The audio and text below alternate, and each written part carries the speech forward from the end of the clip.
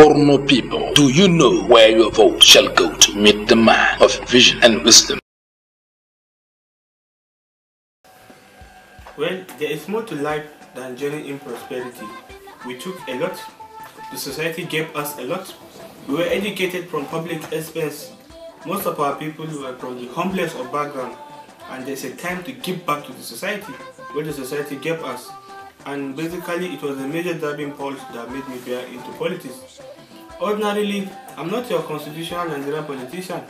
I do not speak from both sides of my mouth. I often call a spade not by another thing but his name. So I see myself as an accidental politician or a developmental politician. I see politics as an avenue for social transformation, for social regeneration, for bringing development to our people, for really catapulting our rather backward society to a higher pedestal, rather than engaging in the nitty-gritty of local politics.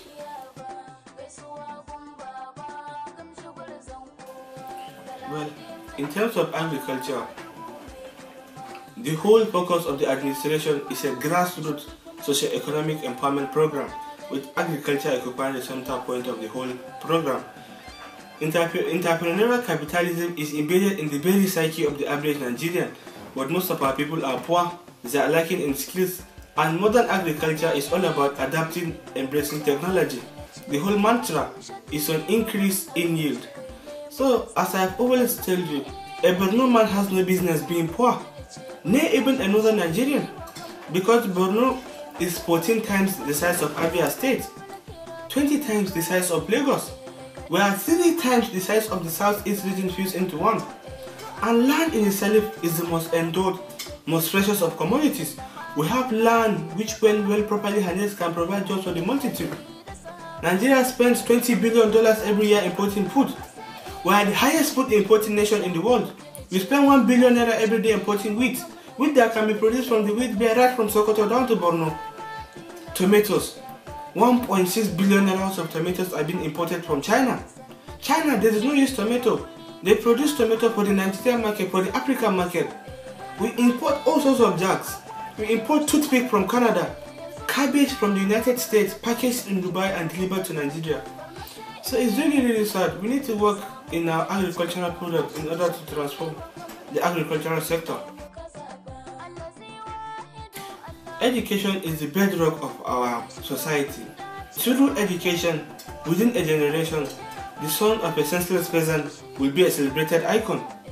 I visited one secondary school within the metropolis, Yevago Mengel Secondary School, and what I saw there moved me to tears.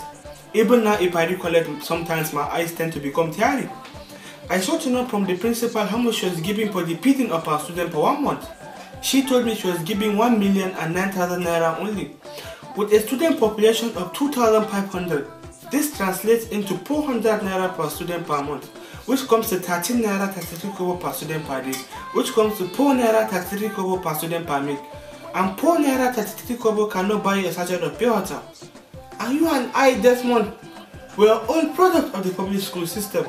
As I've always said, prosperity will judge us harshly if we allow the public school system to collapse in this part of the country.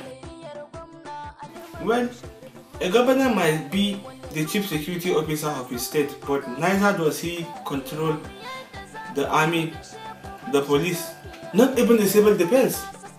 But inshallah, we'll try as much as possible to collaborate and work alongside with the armed forces in order to bring peace back to our nation. Well, transportation is another major problem we are being faced in the state here.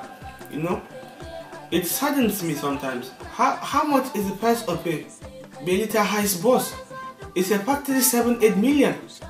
Why can't we provide air-conditioned vehicles for our people? You know, it saddens me. It sometimes irritates me. I tend to get agitated to an annoyed most of the time. Because this is not Greek, rocket science, or anything very difficult. If you go to other places, poorer nations like Egypt, Thailand, you'll be amazed. Anytime I go to Dubai, it saddens me instead of making me happy. Because ordinarily we tend to, we tend to express ourselves as highly as educated, highly exposed in Africa, highly this, highly that. But these Arabs, whom we consider as backwards, they have the vision, they have the temerity and the focus to develop their country, a barren desert.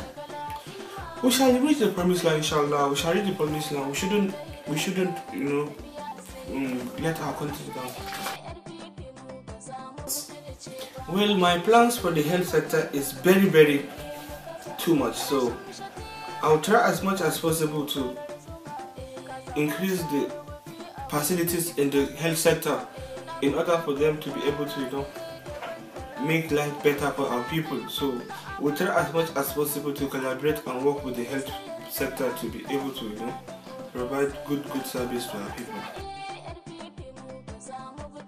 Well, power is another major problem we're being faced with. Let's provide power for the sake of power.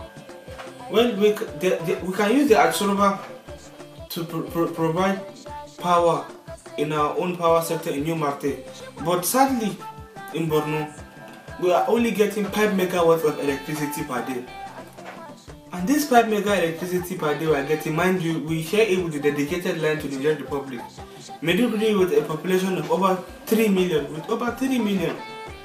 we are left with at least 2 megawatts of electricity per day, which is very, very sad.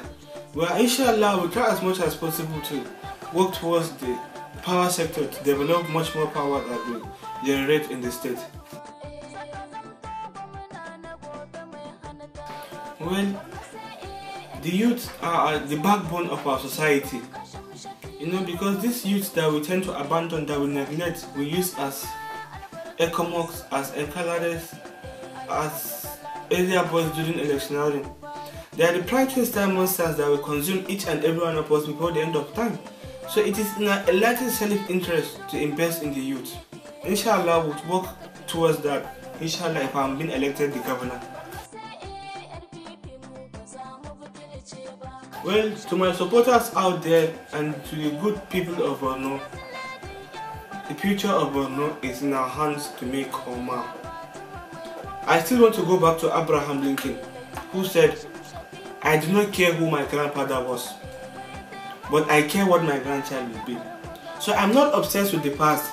I have a little bit of pity and a dose of content for those who dwell in the past. It is not the past that matters, it's the future. And I am the future.